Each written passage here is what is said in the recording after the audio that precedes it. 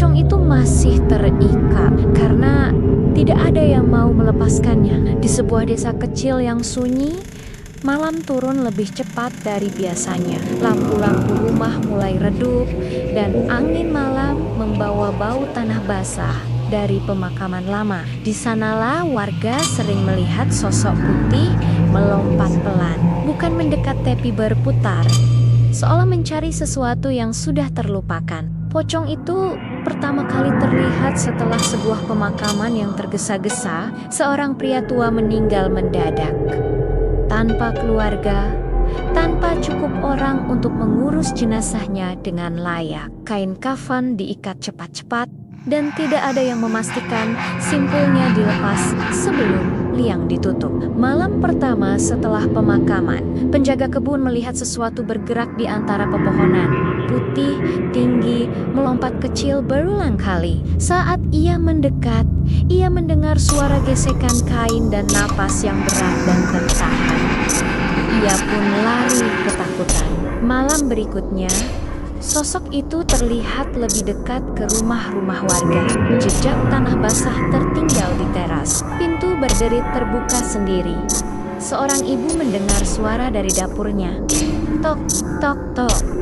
Bukan suara langkah, melainkan seperti sesuatu yang jatuh lalu bangkit lagi.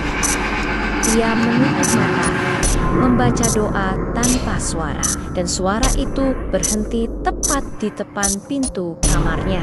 Keesokan harinya, warga menemukan ikatan kafan di tanah pemakaman, masih terikat kencang. Sesepuh desa akhirnya bicara. Pocong yang ikatannya tidak dilepas akan gentayangan bukan untuk menakuti, melainkan untuk meminta disempurnakan.